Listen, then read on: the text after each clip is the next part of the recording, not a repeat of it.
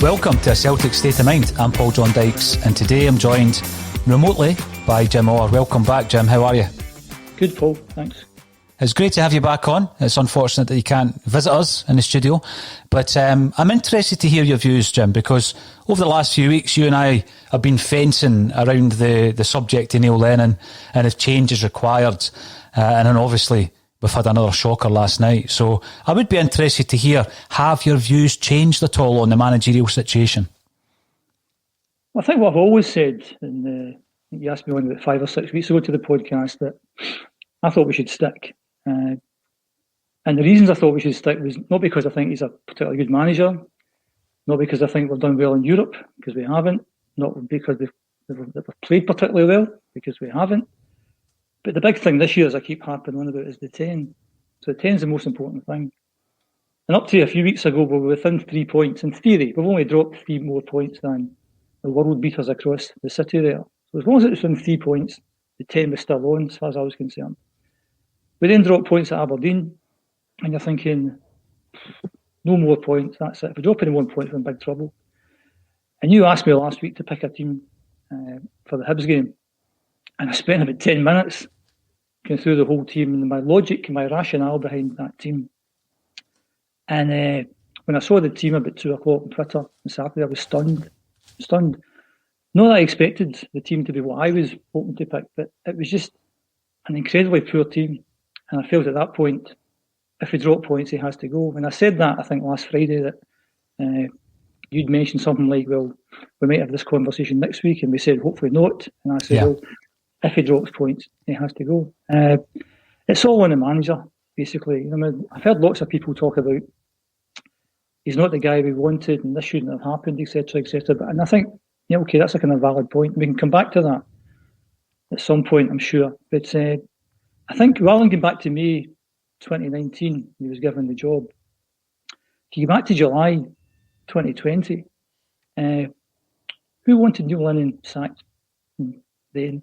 Put your hand up, and there'll be very few hands going up, because whether you agree that he should have been the manager or not, he'd done what he was there. He was done what he was brought in to do.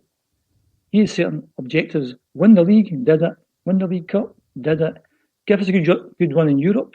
You know, we've been an astonishing run in Europe. Okay, all kind of ended up not too clever, but we topped the group. We qualified for the knockout stage with games to spare, and we qualified for the semi-final of the Scottish Cup. So if we'd have brought another manager in and he'd have achieved all that, he'd have had to say that's a success. Yeah. Whether you like Neil or not, that's a success. So you have to then say what's happened between July and where we are just now. And that's all down to the manager.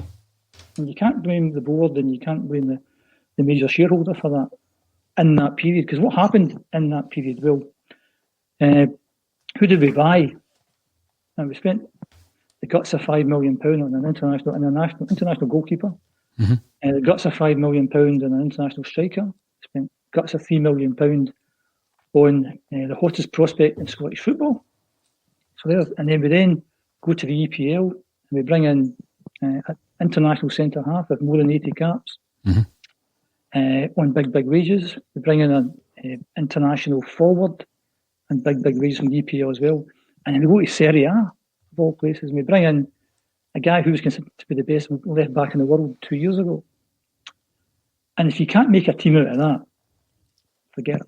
That's it. And if you look at where we are just now, and I'll maybe talk about Hibs last week, because Hibs for me was just that was the final straw.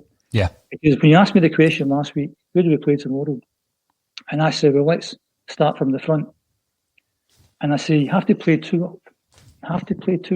Now, as I've said in the podcast before, Neil Lennon, John Kennedy, Gavin Strachan will have forgotten 100 times what I know about football.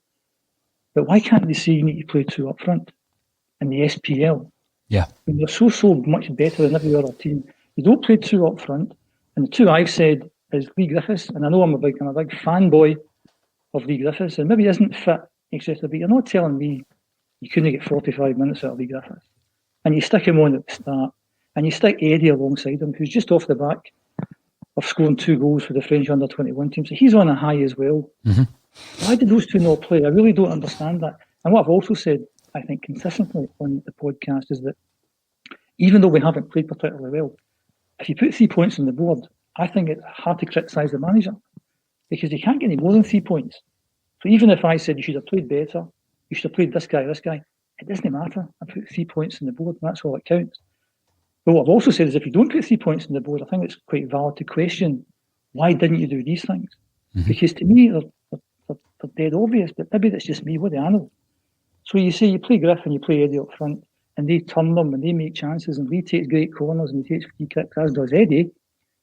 And I said you can't play one up front, because if you play one up front and actually named them, I was quite surprised that they'll get Hanlon and Porteous at the back, and they'll take care of that one player, whoever that one player is. You said that. You said that before the game, Jim. Yeah, and it's exactly what happened. So not even Edward, not even Griff. It's Ayeti. And you're thinking, what are you doing? And then the post-match comments from the manager was, well, we're great in the last 20 minutes. That's some of the best football we've played all season. And you say, well, who did you play in the last 20 minutes? You played 2 up front, didn't you? And you played Lee and you played Eddie. Mm-hmm. Why didn't you do that? And then what from back to front? You then say, who's the 3 midfield players you play? I said, it would be great to play Christie and McGregor and Elyounoussi. Christie's a given because he's been the best player this season. McGregor's wasted. We can't keep playing 2 old midfield players in the SPL. I can see it. Why can't the manager see that? So you want Carl McGregor further up the pitch. He's consistent every game. Further up the pitch, he's going to score goals. He's going to make chances. He's going to make things happen. He's wasted as a defensive midfield player. And then Elyounoussi, and again, we've kind of said, he's your 9 out of 10, and next game's a 2 out of 10, 9 and a 2, 9 and a 2. And he scored a hat-trick against Motherwell. So that's a 9. And you're thinking, well, with a lot of averages, the next game's going to be a 2. Maybe we should leave him out. But he scored a hat-trick. How can you leave him out? So we'll play Elyounoussi. But I'll tell you what, see if he gets to half-time and he's not kicked a ball, get him off. You need to hook him. Because you know what? We'll get 5 subs. 5 subs. We don't use the 5 subs usually. What happened last week? Elyounoussi didn't kick his backside all the first half, and he comes out the second half again. Don't understand it. And then see, we play Scott Brown, defensive midfield player. Don't cross the half line. What we need to do is defend. If you've got those 5 guys up front, so the offensive players like Christie, McGregor, Elyounoussi, Eddie and Griff, just give them the ball. And the rest of you, hang back, because we're losing goals all over the place. You then say, okay, we want a back 4 that's going to defend. Who do you put right back? You put El Hamid, because he's a defender. He's got a bit of physicality as well. That's the guy you put there. Who do we put there? Frimpong. Mm-hmm. Frimpong's had a very poor season, right? Very poor season. What happened last week with the first goal? The penalty kick. Baines saves the penalty kick. Where's Frimpong? Playing at statues at the edge of the box. I know. Shocking. Aye, the second goal, what happens? Ball comes in, high ball. Who challenges? Frimpong standing 2-3 yards away looking at Christie. Christie's looking at Frimpong. Would El Hamid have made a difference? It couldn't have been any worse. Who do you play at centre half? We both said this last week. You need to get Duffy in the team. You need to start playing Duffy. Get his confidence up. Get a settled back 4 and a goalkeeper. Yeah. Get Duffy in. Get Duffy in. What did we do? Play Beaton. The Beaton's a midfield player. I like Beaton. I think he's a good player, good guy to have. And you put him at centre back. If you're struggling for a centre back, if you've got an injury crisis, you play Beaton at centre back. But you've got an international with 80 caps sitting on the bench. You play Duffy. Why do you play Duffy? Because Hibs up front are quite a big physical team. Put Duffy in the team, let him win his individual battles, his one-on-ones. Who did we play? Beaton. How did Beaton go on last week? First goal, Ayers got the ball under control and Beaton takes him out. That leads to the penalty. What happens at the penalty? He's virtually standing, holding hands with Frimpong at the edge of the box, playing statues again. What happens in the second goal? Second goal, when the header comes in, just before the header comes in, Beaton standing maybe 2 yards away from Nisbet. And when the header comes in, Nisbet moves that way and Beaton moves this way and creates all this space. and the boys finished really, really well. So would Duffy have been would Duffy have been better? It couldn't have been any worse. Then you've got Ayer and Laxalt, which is fine. I said we put Barkas in goals. You said we put Barkas in goals because they've spent the guts of £5 million on this guy, and we have to have a settled back four plus a goalkeeper because that's the fundamental, the foundations of any team. Yeah. We play Scott Bain and fair play saved the penalty. But both goals he lost went across him.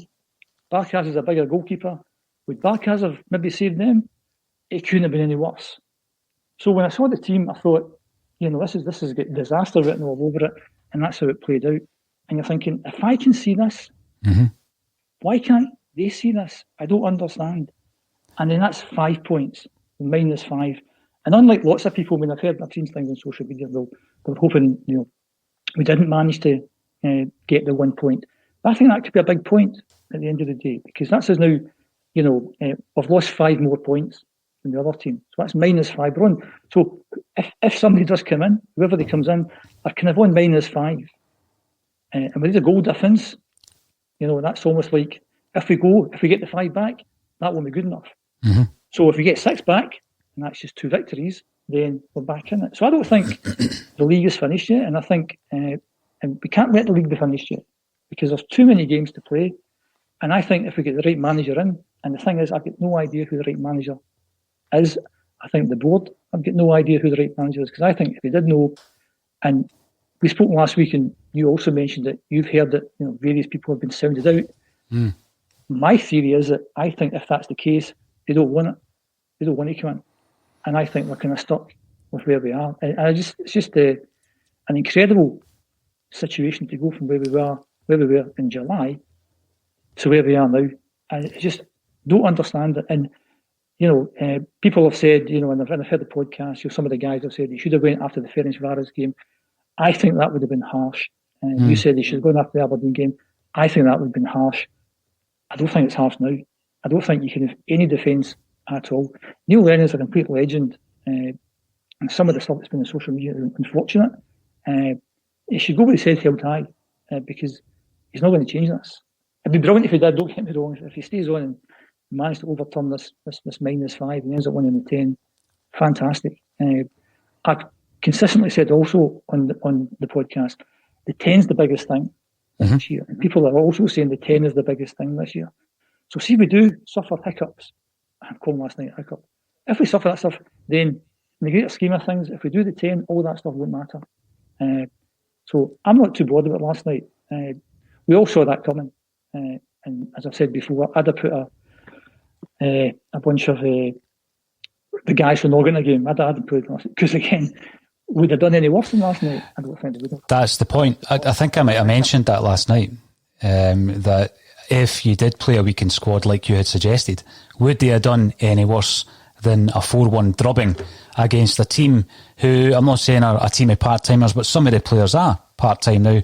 I'm going to run through some of the points you've made there, Jim, because I do have a name to throw into the mix, and I'm going to throw that into the mix at some point during the show today. You're such a tease. Sorry? It's not that one. Oh, sorry, I thought you said Martinez. It's certainly not that one. No, you're just a tease. You're just saying. Well, I've got a name, so I certainly will be throwing that into the mix. But what I want to do is I want to have a look at the situation like you have done there, and I think that you've thought long and hard about it, Jim. And the one thing about your point of view when you were saying that Neil Lennon's got to stay is that you told us exactly why you felt he had to stay. And I just think that, all these weeks later, you're entitled to change your mind. Now, if it had gone the other way, I'd be sitting here saying I was wrong and Neil Lennon's got to stay. But it just seems to be Groundhog Day, time and time and time again, to the point where people are actually saying that we just need to change the name of the podcast, which we're not going to do just yet. But it is the same old in relation to what we are being served up with. And our narrative is, as I keep saying, influenced by the performances on the pitch. There's a few things I'm unhappy with. And by the way, my view has not changed. I think that Neil Lennon and John Kennedy and Gavin Strachan all need to be relieved of their duties. Neil Lennon is an absolute icon at Celtic Park, both as a player and as a manager. But we're in a situation at the moment, and I was asked about it this morning. I called it the perfect storm. Jim. I think what we've got there is, according to Neil Lennon after the Ferencváros game, we've got players, and influential players, who are looking to move and who have wanted to move from Celtic for some time. I think the agitators should have been allowed to move, because what's happened since the transfer window is they've continued, obviously, to create these issues. We've not had a performance out of Edouard over a 90-minute period. We've not had performances out of some of the other players that you would expect to get a performance out of. So they have agitated behind the scenes. I think players have undermined Neil Lennon. I think that El Yunusi, to a lesser degree, Griffiths, because it's December almost and he's still not fit, and Ball and Golly have all undermined Neil Lennon. I think that, we take into account the COVID issue and the injuries, but also the players you've mentioned, and I didn't hear any complaints about them at the time, it have been proven that we've actually had poor recruitment this season. Poor recruitment because when you look at last night's game, £10 million worth of those guys are sitting on the bench in Barkas and Ayeti. Alongside them is Duffy, who I think's cost in the region of 2 to 2.5 as a loan fee. Turnbull's not featured due to COVID, going back to one of the other aspects. And we've only started with 2 of our new signings. Both of them are loan players, Jim. We move on to... I think you've said there, Paul, that it's poor recruitment. Is it poor recruitment, or is it not about the manager failing to utilise the resources at his disposal? Potentially. I think it's more that. And it's also the fact that were they the right players... Well, that's the point you're making. Were they the right players to buy? Because if you're spending the guts of £13 million, and it's not Celtic's money, it's money that we've put in. Yep. It's money that the 50-odd thousand season ticket holders at £500, £600 a season ticket, what's that, £30 million-ish? It's our money, and £13 million has been wasted. It's been wasted. And we've had chats before about the fact that, when you say some of these big amounts of money, particularly in EPL, if you say it really quickly, it doesn't sound like a lot, but it's £13 million that we've wasted. What could we have got with £13 million? What could we have got with the wages that we're actually paying these guys? But isn't that the issue? That's the issue. We've actually bought really, really well, and they've not been utilised. You said people have undermined the manager. There must be reasons behind why they're undermining the manager, and we don't know that. We don't know what's happening behind the scenes, and that's why I heard you get very emotional last night about John Kennedy sitting with Snood on. The thing is, I don't know what John Kennedy does. So I find it hard to be too down on John Kennedy or Gavin Strachan without actually knowing what they do. Because in any organisation, as you know yourself, people will set objectives at the start of a year, at the start of a season, I suppose, from a football point of view. I don't know what John Kennedy's objectives are. I kind of know what Neil Lennon's objectives are, to win every competition you're in. And some competitions, the board will be not that fussed if you don't win. If you don't win the League Cup or the Scottish Cup, will the board be that fussed? I don't think so. Not getting to the Champions League and not winning the league are major things. And I think if you're a football manager, if you're a Celtic manager, that's your objectives. Win the league and get into the Champions League. But not getting into the Champions League, that's a major blot on this year's objectives, I think. Yeah. But I think winning the league and doing the 10 would absolve that. I don't know what John Kennedy's job is. And, exactly. And that's perfectly reasonable, because why should I know what John Kennedy's job is? I don't know what Gavin Strachan's job is. Now, if they've been set objectives and they're actually achieving their objectives, I think it's unfair, again, to play devil's advocate, to be too harsh on them. Neil Lennon is the manager, so they must report to Neil Lennon. I mean, this year, as you've said before, we've all become experts in body language. And we think there's some issues between some of the players and the manager. And we've heard some stories that maybe the manager's not been talking to some of the players for a wee while. You look at the body language between the manager and John Kennedy, and you think, is that working? Are they talking? What if they're not? What if they're not getting on? What if, for example, again, just to play devil's advocate, what if John Kennedy's doing a really good job? What if every week he's on the training field, and what if all the players like John Kennedy and respect John Kennedy? And John Kennedy turns to Neil Lennon every week to say, I think we should play the team Jim Orr picked. Right? I think we should play this kind of team. And Neil says, well, I'm the manager. I'm not playing that. I'm playing this team. And then when things go pear-shaped, and the thing is, because we're not in the stadium, we can't see what's happening in the dugout. What's really obvious is when they pan to the dugout after they've scored a goal. They're not jumping about giving each other high fives and cuddling each other. No. So when there seems to be something in there, and there's been a couple of times this year where something's went bad and maybe Neil's thinking of making a substitution and he turns to John Kennedy and he sits with his arms folded as if... Shrug of the shoulders. Shrug his shoulders. Yeah. As if to see, for me, again, I'm just making this up for the purpose of discussion, he's maybe saying, you picked the team, pal. I know. You fix it. Bash on. Yeah. Maybe if you'd have picked my team, maybe this wouldn't have happened. So I don't know what goes on behind the scenes. None of us do. And I think unless you actually know a bit more, I think it's a bit harsh to be too critical of certain people. You can say, what is this guy doing? Why is he there? That's the question. What is he doing? And is he achieving the things he's meant to do? If he is, I think you would have to absolve him. But everything starts with the manager. And what I've said before, we've got a squad of 28 players. And I think you made the point about having to manage, what was the quote you said about, is it somebody in the past was having to manage men at 20 and now we're managing young boys at 30 or something like that. You said, was it you said that? Something like that. Right. So you've got 28 players, different personalities, have to be managed in a completely different way. You're having to manage 2 assistants, you're having to manage the media, you have to do all this kind of stuff. And he's been left to do that on his own quite a lot. So does he need more help? Possibly. But for me, when he picks teams like he picked last week, I'm thinking, I don't think so. I think that's it. Well, you know what you're saying there about what does John Kennedy do, what does Gavin Strachan do?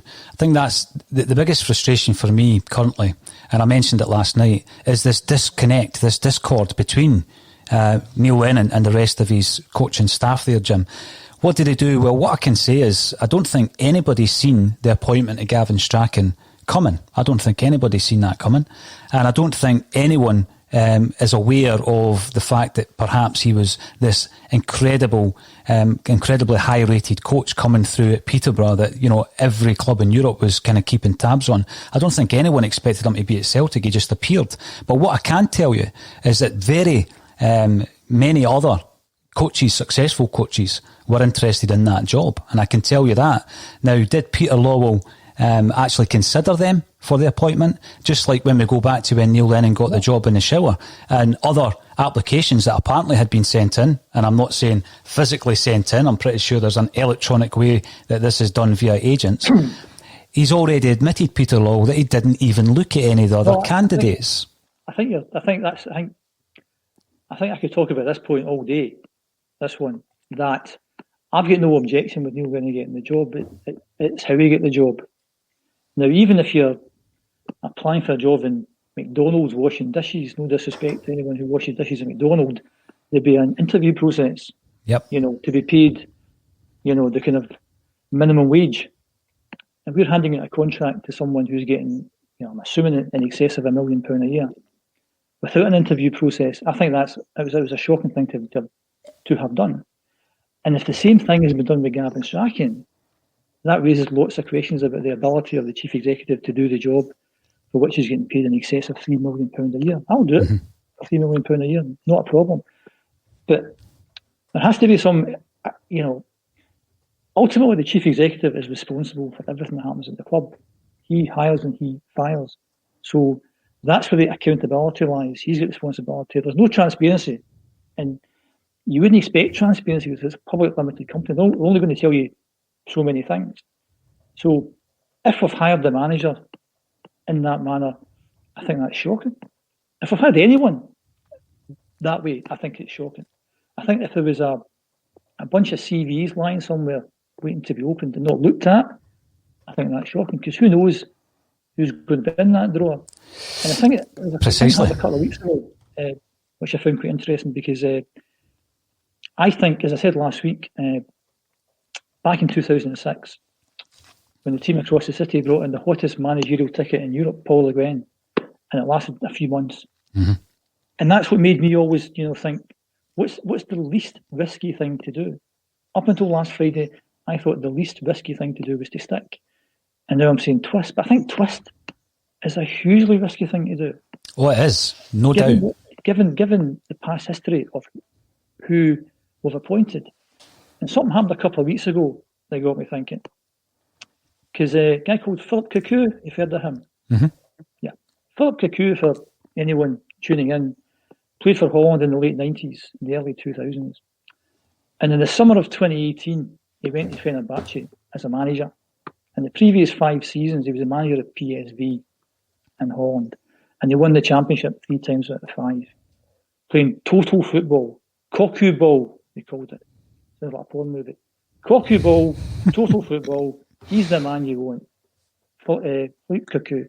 He goes to Fenerbahce in 2018. He lasts a few months. A new owner comes in, and he gets sacked after a few months. They're not doing particularly well. Now, at May 19, when we had Showergate, right, Philip Cocu is out of job. If there were a bunch of CVs lying on Peter Lawwell's desk, I would educatedly guess that one of them might be Philip Cocu, right?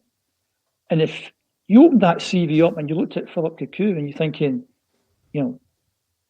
in 5 years he wins the league 3 times for PSV, he's playing total football, Cocu ball, you'd be tempted.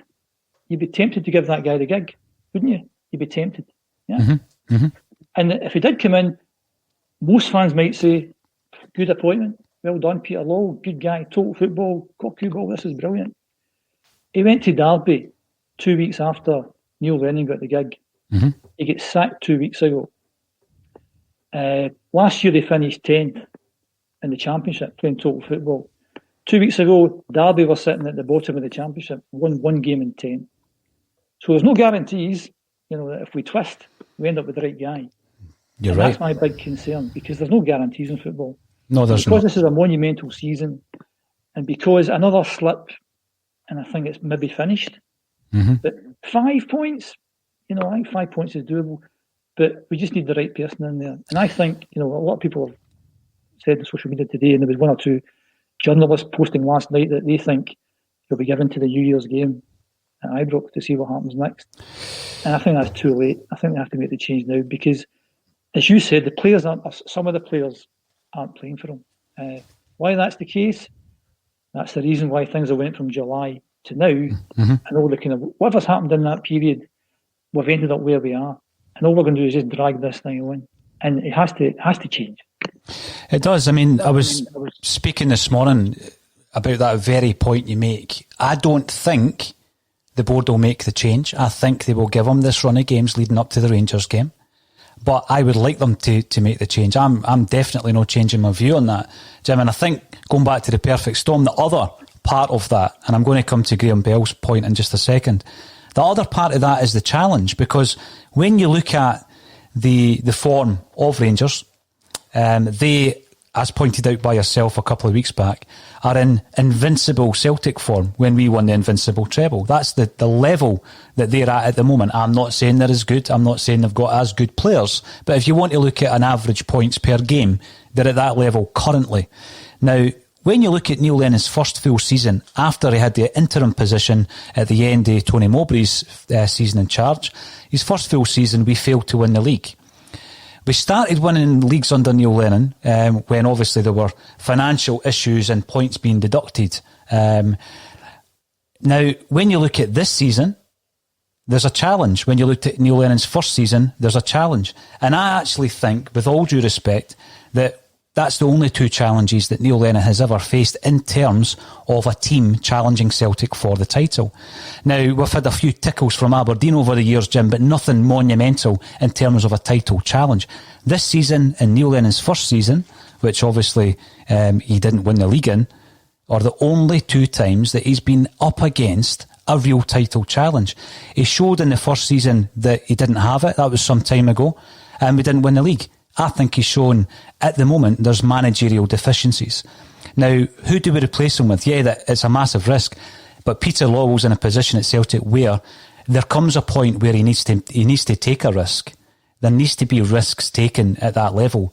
Educated, calculated risks, Jim, but risks do have to be taken at that level in any business. That happens from time to time, and this is one of those occasions where the risk has to be taken. So can Neil Lennon's managerial ability deal with a real challenge? Because we've got that this season. We had it in his first season in charge. My answer to that is no. I don't think we change the manager and we're just looking at a manager. What we need is a management team. We need a team who have a proven track record together. So you've got the manager in place. Neil Lennon's not a coach, Jim. You know that. I know. Everybody knows that. He's not the coach. He's the manager. And you need an excellent coach. Neil Lennon doesn't have that at the moment. So there's a mitigating factor thrown right in there. What part did Neil Lennon play in Gavin Strachan coming to the club? Was he Neil Lennon's man? I doubt it. I doubt it massively. Neil Lennon needs his own coach. He's not had that, so it's too late. I'm not saying bring in a new coach and replace Strachan. All three of them need to go. But when we're replacing them, we need to look at a managerial team, not an individual that comes in and John Kennedy's still sitting there and he's snood as a number 2 and Gavin Strachan's still there because there's a relationship there with Peter Lawwell that has resulted in him getting the job in the first place. You need to get rid of all three of them and bring in a new managerial team who have a track record, preferably in one of the top leagues. Now, there are plenty, because this is always the next question, who do we get in? There are plenty of managers and managerial teams who are not in work at this moment in time. Now, you might say, well, they can't be good enough because they're not in work. Well, you could start throwing quite a lot of names out and, you know, they become even more tantalising when you realise that they've got a huge amount of experience either at international level or with EPL sides over a number of years. So I'm going to come back to that in a moment. But Graham Bell has made a point. Welcome to the show, Graham. Hi, boys. We can't continue with the current management team. Brilliant point. I totally agree with you. It's not just Neil Lennon. The change has to happen now, not just to salvage this season, but going forward. Neil has been a magnificent servant, but his time is up. No, he has. He's an icon of the club, Jim. I think there's been a lot of mitigating circumstances around this season. I've called it the perfect storm. Neil Lennon's not the guy to weather it because there's too many issues. There's players not playing for him. The coaching staff isn't working as a unit. So it needs to change across the board there. Can a management team come in and pull back the deficit domestically with the squad they have at their disposal at the moment? I think, yeah, they can. There might be a few tweaks in January. I think if Neil Lennon's still here in January, Celtic will be looking to replace Barkas. It would appear to me that Barkas isn't Lennon signing. Otherwise, you would be playing a £5 million goalkeeper in one of our biggest occasions, i.e. a European match. It's not happened. Scott Bain, last night I looked at the fact that, the final goal, the fourth goal, which was just adding insult to injury. He told us it was going to happen 5 minutes before, when him and Julien looked at each other on the edge of the box as if they'd never met, never mind play together. Scott Bain is not the man to take us forward as a goalkeeper. And, we've been screaming for Julien to come back. How does Duffy feel on the bench last night, Jim? Julien hasn't played since September. He's had surgery to a back injury. We throw him right in. He's clearly not 100% fit. I mean, by the end of the game, he's getting involved with their forward, Ulish, just like he did with Dykes when he played up against Livingston. He was getting involved in that daft battle. And Ulish obviously was just playing with him. So he wasn't fit to start the game. So what does that say to Duffy? That Neil Lennon won't play Duffy, right? Even though he needs to play a non-defender in his place. And he won't play Duffy even though the guy that's coming back hasn't played in 2 months. So Duffy's sitting there on the bench wondering why on earth he's at Celtic. Barkas is thinking the same. Ayeti's thinking the same. And that's why I question the recruitment. It's not all down to Neil Lennon. Absolutely. You can't be in a situation where you pick the good ones. So I signed Van Dijk, but I didn't sign Bangura. You can't be in that situation. It's a collective. But our recruitment, it's been proven, has been poor. Can a manager come in and utilise them better? I think, yeah, absolutely. And the starting point would be that you start to change the shape of the team. I agree with you. Edouard needs someone up there to partner him. Ayeti is not a lone striker. Why not play the two of them together? The undermining issue, Lee Griffiths has got to take some flack here. And I've been very, very supportive of Lee. But he's still in and out of the team. He wasn't even on the bench last night. Unfit players get injuries, Jim, far more often than fit players. You look at the career right through from the age of 17, to use an example, right up to maybe these last 18 months at the club with Paul McStay. He played every week, season in, season out. You look at the teams built by Alex Ferguson. You might have had a maverick, but if you didn't keep yourself fit, you didn't play. And Brian McClare talks about that. You look at players that absolutely excelled under Alex Ferguson. They played every week. Players like Paul McGrath, absolutely world-class defender. Fergie's not interested. He's not fit. Norman Whiteside, you're not fit. There's too many players in that Celtic side at the moment who are not fit. Lee Griffiths, Well, it's down to the training regime. It's down to the coaching. So that's why the whole setup needs to change. So you get rid of the coaching team, not just Neil Lennon. So I'm being as fair as I can on Lenny. I think what he's done for the club is phenomenal. The guy's a legend. That's not going to change. But I looked at that last night just after 60 minutes. You said there I was getting quite emotional. I felt sorry for him, Jim. I actually felt sorry for Neil Lennon. It doesn't change my view, but I don't think he's been backed up by Kennedy and Strachan. You and I don't know what's going on behind the scenes. We can only observe what we're seeing at the games. Lenny kicked every ball last night. Kennedy's sitting in the dugout with his snood up, not interested. And I think all three of them need to carry that. They all need to go. And sooner rather than later, I can't imagine a scenario of us going through the next couple of months and keeping the status quo, because we are going to give up the quadruple treble, never mind the league. There is absolutely no guarantee that we're on to a winner in the Scottish Cup. You don't think Neil Lennon's saying backups? No, I don't. Otherwise, he'd be playing him. He's playing a third choice goalie in Europe. It's absurd. But I think, if Neil Lennon hasn't signed Barkas, then the issues are much, much deeper than most fans would think. Lenny wanted Foster. The deal couldn't be done. Was it not the fact that Foster didn't want to come? Potentially. But is that because we weren't paying enough money? I think we'd have found the money in some way, shape or form, because we know the impact that Foster had last year. Foster won games on his own. And I think any goalkeeper is going to pale in comparison to Foster. People don't like Barkas. Why not? Because he's not as good as Foster. Well, nobody's as good as Foster. And Foster would have been the ideal guy to get back. Absolutely. But I find that astonishing. You said you felt sorry for Neil Lennon. If there's players coming into the club that he's not signing, how can you feel sorry for him? Because that's what he's accepted. I think if you're the manager, then you're the guy that signs the players. You're the guy that identifies them. You're the guy that signs the players. And if you don't want the players, then you don't sign them. Because £13 million is a lot of money. Look at the Sparta team last night. You could have bought the Sparta team, whole team, for £13 million possibly, and paid them half the wages that we're paying the guys just now. So we haven't bought particularly well. And if that's not Neil Lennon that's buying the players, then I don't know where we go after that. We know that happens, though, Jim. Also, at Celtic. I wouldn't overcomplicate things. I would just look at the Hibs game last week on its own as a kind of microcosm of everything that's happening, and pose all the questions that I posed about the Hibs game. And I don't think the answers are forthcoming. And because the answers aren't forthcoming, I think it's time to go. He didn't play Barkas last night, didn't play Duffy last night, he didn't play against Hibs. It's the same argument. I don't understand it. Why would you do that?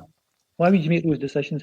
I don't know. I don't understand what's happening at all. And because I don't understand it, that's not to say the guy should go, but I just don't see what's happening at all. But I'm stunned that you're saying that you didn't think Neil Lennon signed Barkas, because I thought he signed the players.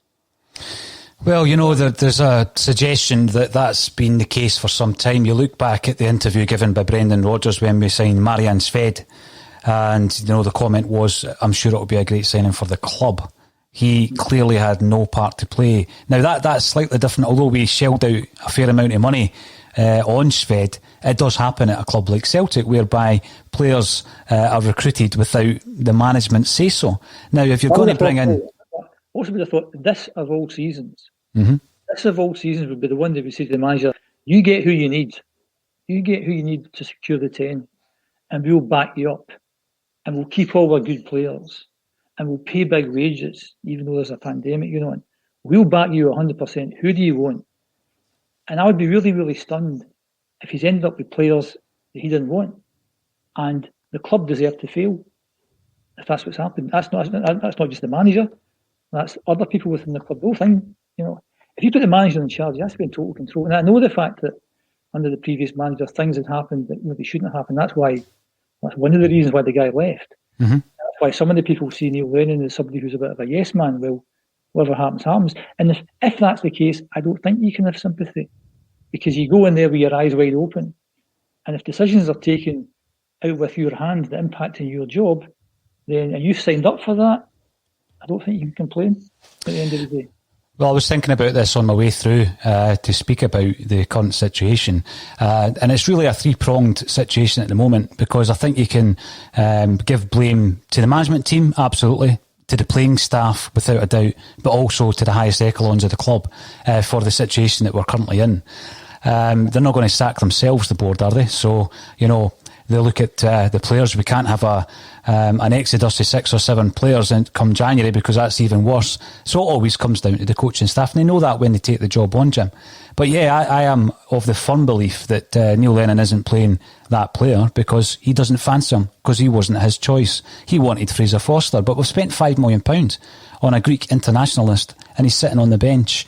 We've got a Swiss internationalist who looked absolutely brilliant for his first 4 or 5 games, Jim, and he's on the bench. He doesn't even come on when Klimala comes on, when we need to make the change due to Edouard being injured.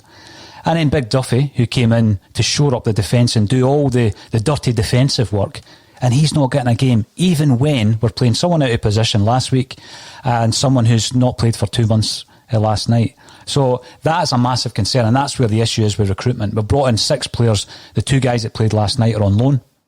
And by the way, like Saul, I constantly am impressed with his performances. He was one of the better players last night.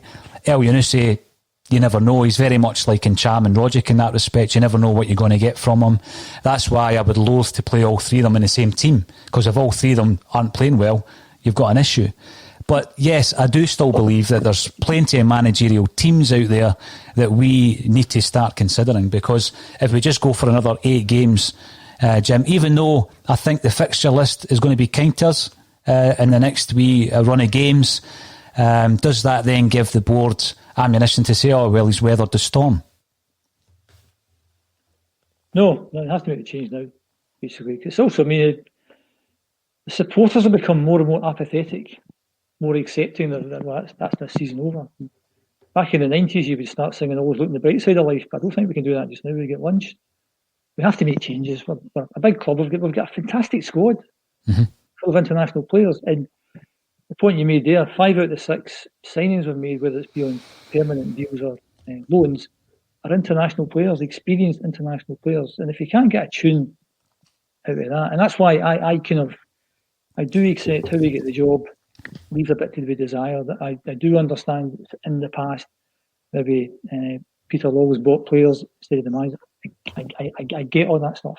I think from July to now, that's the period we're looking at, and I think the manager has been backed.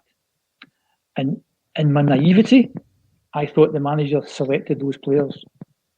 And if he selected those players to supplement what we had last year, obviously Big Fraser's away, that's a disappointment.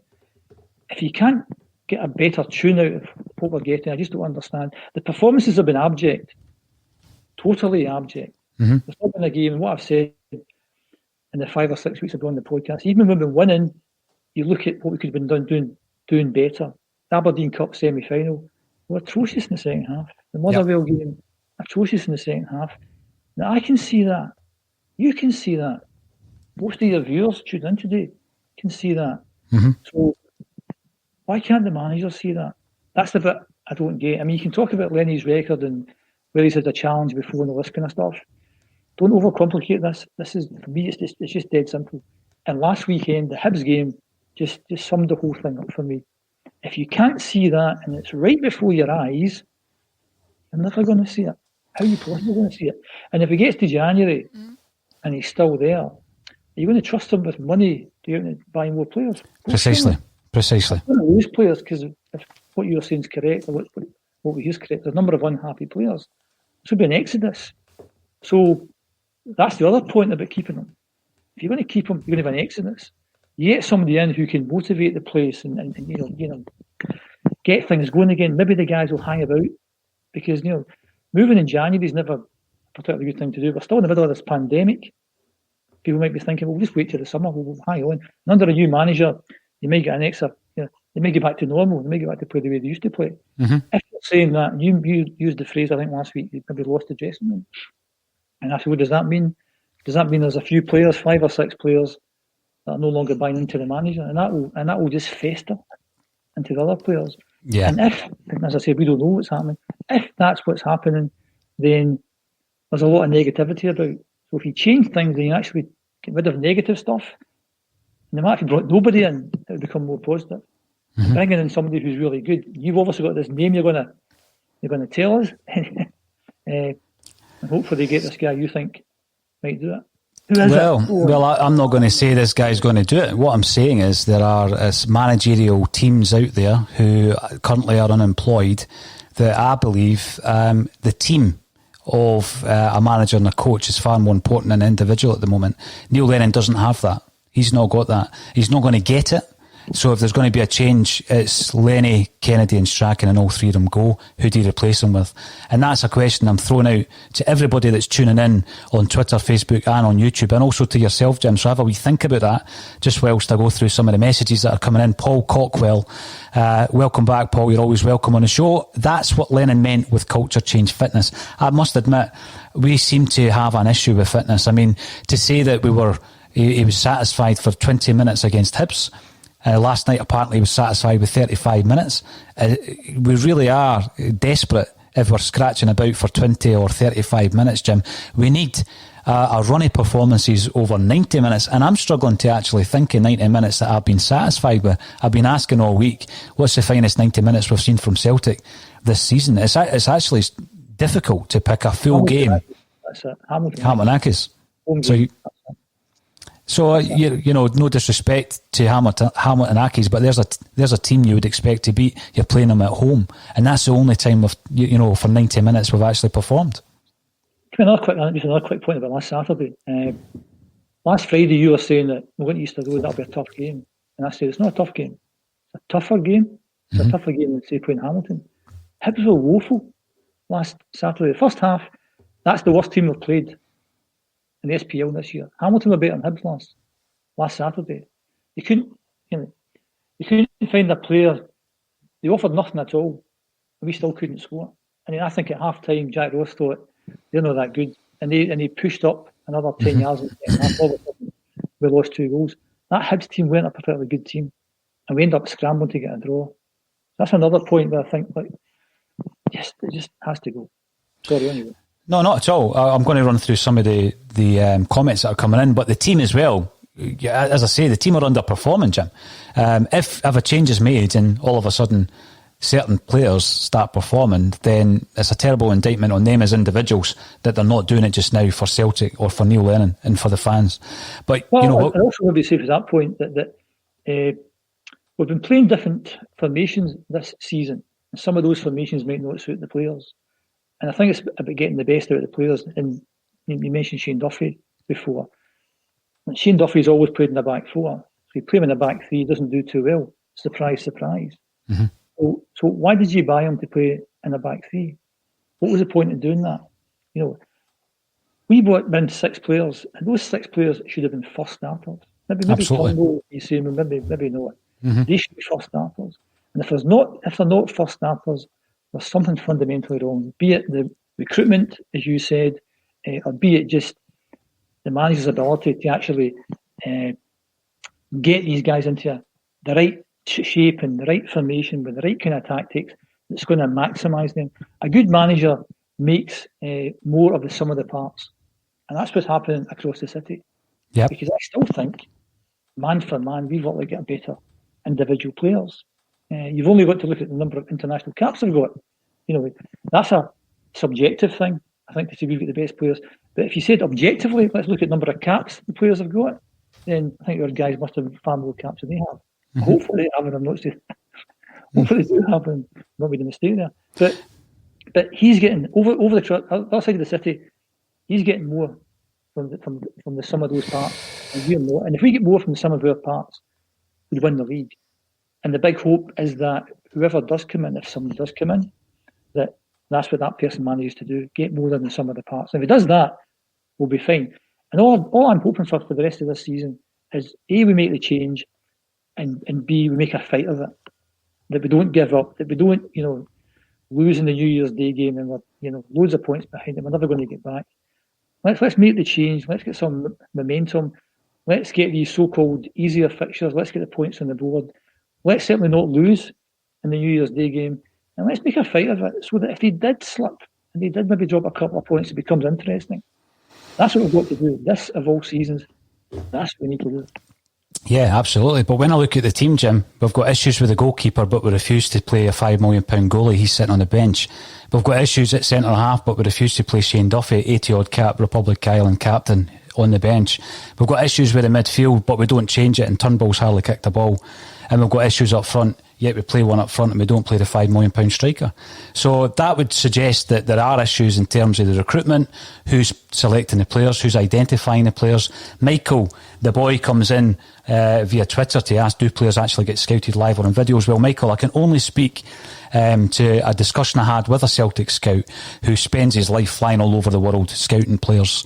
So I think video footage is part of that, but we certainly do go out. There was a policy in place way back in the Fergus McCann era where we had to watch a player at least twice, and there was only one occasion, Jim, where we signed a player under Fergus McCann where we didn't stick to that rule, and that was because he was overruled by Wim Jansen, and that player was Harold Bratback. So that is something that was brought in after the debacle with Rafael Scheidt, the Brazilian who came in for $5 million and barely featured. So yes, we do certainly scout them live, Michael. And as I say, it's just a chance conversation I had with a Celtic scout in relation to that. Now, Regan Stevenson, I think, makes a good point. Pochettino got Spurs to a Champions League final and still got sacked. Celtic need to let Lenny go. There's a huge amount, Jim, of sentimentality around people and figures like Neil Lennon. I can totally understand that. But at this stage of the game, Celtic are more important than any individual. So I totally agree with Regan Stevenson. The question would be, I've seen all the names flying about. But the other day, a name cropped up on the comment section. I didn't get round to clicking on it. But it got me thinking, Jim, who realistically would we appoint should the change happen? And as I say, I'm all about a complete coaching team, not just one individual marrying up with Strachan and Kennedy. I think that's a bad move. I don't think it will take us forward at all. So who have you been interested in when you've seen their names, first and foremost? I'm struggling. I'm really struggling. I think we need somebody who knows what's at stake at the end of the day. I don't think it's somebody who's going to come in and take a few weeks to bed in. He has to hit the ground running, whatever that's going to be. I've seen names like Sean Maloney. I just think everyone's a risk. Of course it is. Of course it is. And if you've been paid over £3 million, I think you should have some names set up and kind of good to go. And I think no matter who comes in, I think it will probably divide the fans anyway, unless you get a Pochettino. It's a bit pie in the sky. You can pick the kind of what did you call it? Elite managers, right? So whatever that is. Whatever that is. The Poghettinos and even Rafa Benitez and all these kind of guys. You want them in long term. I think that's a big decision to make. If you're going for a short term fix to the end of the season to try and get this -5 back, or are we going for somebody that's going to fundamentally change the club going forward? That's a big decision. What would I want to do? I would want somebody who's going to be there for the long term. But you're going to have to pay some decent money. And we've spent a lot of money on that transfer window when talking about all this pandemic. There's no fans at the games, etc., etc. If we do dispose of the current management team, that's going to cost a few bob. And something that occurred to me last night was the fact that I don't think Neil Lennon will walk. Why would he? You know, if that was you and me in that job and you walk away from, I don't know how much Neil's earning. You would know that because you know this stuff. You know people. But I'd imagine that Neil's on, at least £1 million a year. Would you walk away from that? Of course you would walk away from that. The thing that occurred to me last night is that winning the 10, chances are maybe the manager, maybe the players are on some sort of big bonus by winning the 10. So there's some maybe additional money you'd have to find. So how much money do they have to find to terminate the manager's contract? That's a factor. How much are you going to have to pay to bring in a new manager and all the backroom staff as well? Now, in the past, I think chief executive has been accused of going for the cheap option. I'm just looking at Alec Neil's one. Going for the cheap option, I think he'd be slaughtered if he went for the cheap option. Somebody just posted, David Gall just posted Alex Neil. Won't be a marquee name, let's get real. Yeah, I think that's how most of the fans will feel. That unless we've got a big name coming in, which is a risk as well, fans won't be happy. And I think we're in a kind of really sticky position just now because things have went so pear-shaped in that 4 months. It just happened all of a sudden. I don't think people could have forecast in July, only 4 months ago, where we are just now. They could have forecast back in May 19 by saying this is not the guy to pick. But in July, we're all hands up. We're never going to sack Neil. Neil's here for the 10. I don't know. I'm waiting for your name. I've been excitedly waiting for your name for the past. I wouldn't get too excited. What I want to put out there, Jim, is David Gall makes a point. The reason I brought this up is I agree it won't be a marquee name. Now, that's maybe a better term than elite manager, a marquee name. That's maybe a better way to describe the appointment of Brendan Rodgers, who at that point had never won anything other than a championship, I believe, So a marquee name, so someone off profile. Well, I think there is going to be, obviously, some level of profile. It's not going to be an unknown person. It's still an attractive proposition to manage Celtic. Of course it is. But I've seen all the names. I've seen them all. I've seen Eddie Howe and I've seen all the different names. Martin O'Neill, Gordon Strachan, Roy Keane. Alex Neil, I've been informed, is someone who might be on a short list. And I've seen other names being suggested. Would you take, first and foremost, this is where I'm trying to temper it here, Jim. Would you take someone with international managerial experience who's managed more than 500 EPL games? Is that marquee enough, or are there so many of these managers around out of work at the moment that it wouldn't excite the Celtic support? Then you ask yourself, when you look at the manager and the coach as a unit and how they work together as a unit at the top level of one of the elite leagues, as it's known, for over 500 games, could they do a job for Celtic? Because Europe is gone. This is a domestic job now, looking at all the domestic cups, including the league.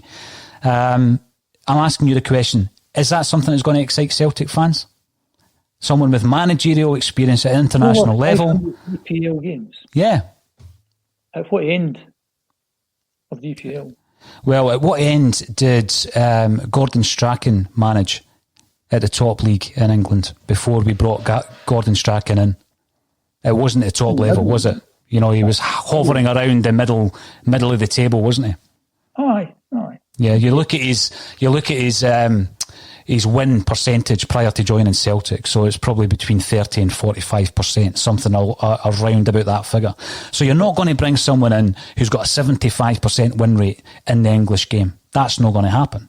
That's your marquee name. That's your so-called elite manager. Celtic are not going to appoint that man. We tried to do it with Brendan Rodgers and look what happened there.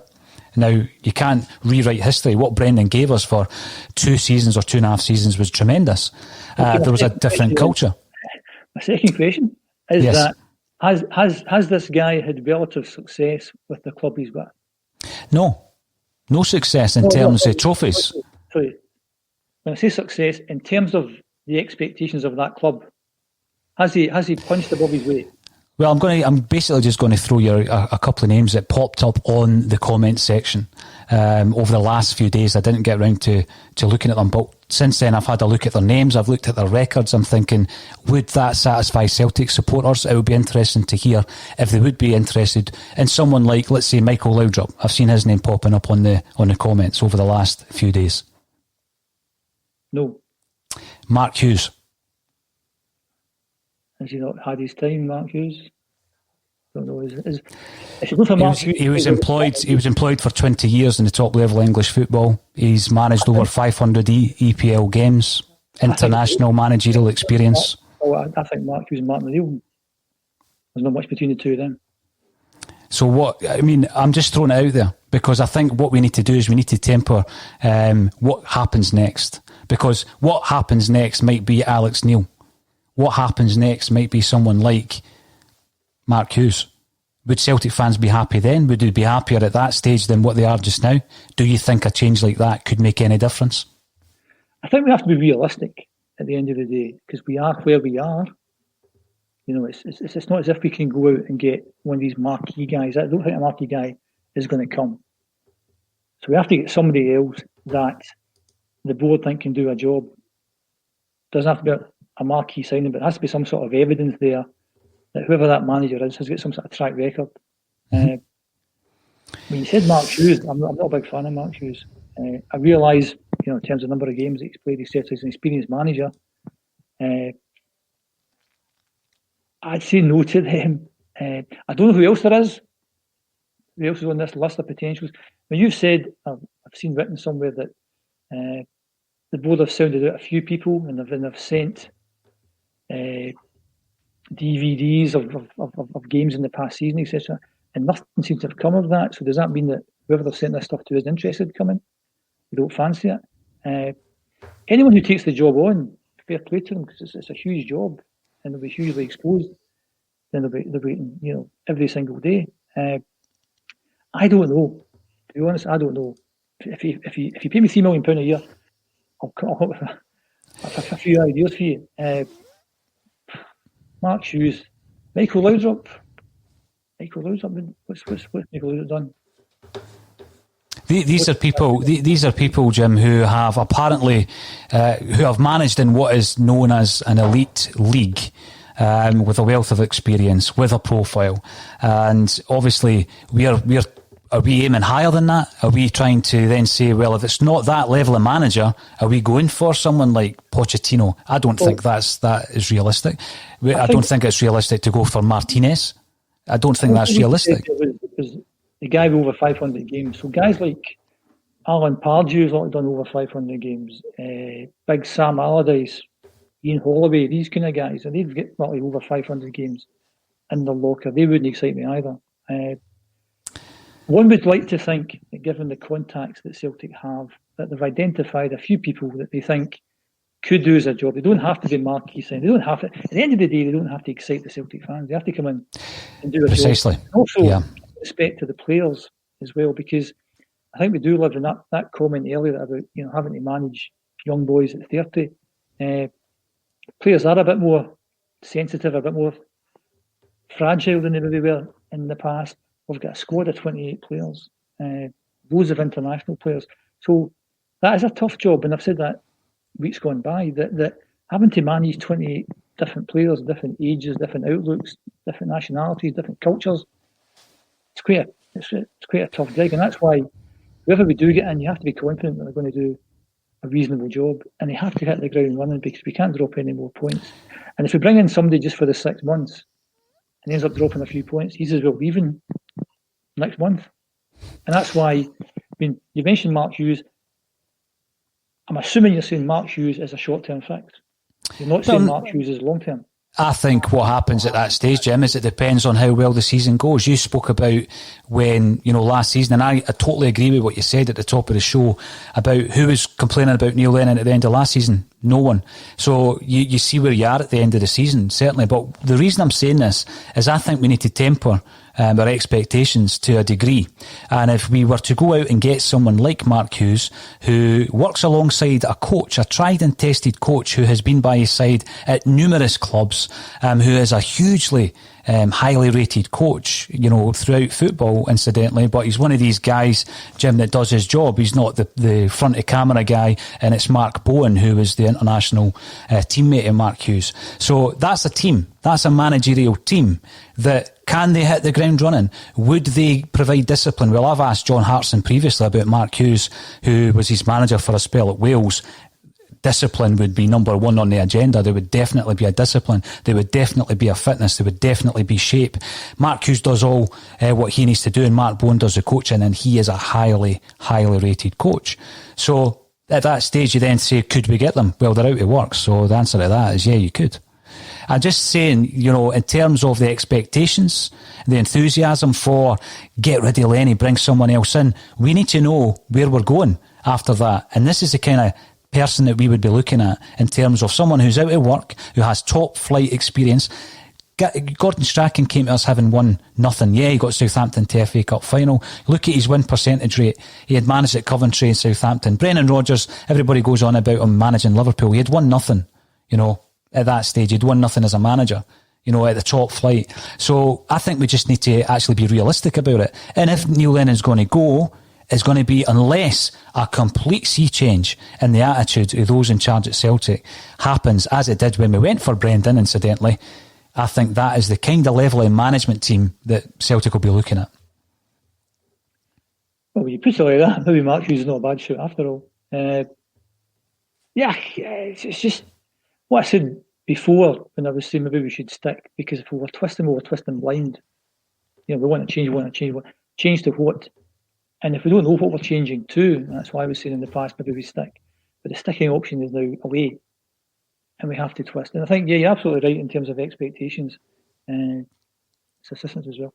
You're absolutely right in terms of trying to manage the fans' expectations. And as long as we can maybe show that this is who the new manager is, this is what the manager has done. And the stuff you just said there is quite compelling in terms of if you put it across in that particular manner. My question would be, is it short term? Is it long term? And from what you've said there, when you actually look at the facts of the matter, you think he possibly could not do a job. As could, as you've said, a number of other people who are doing nothing at the moment.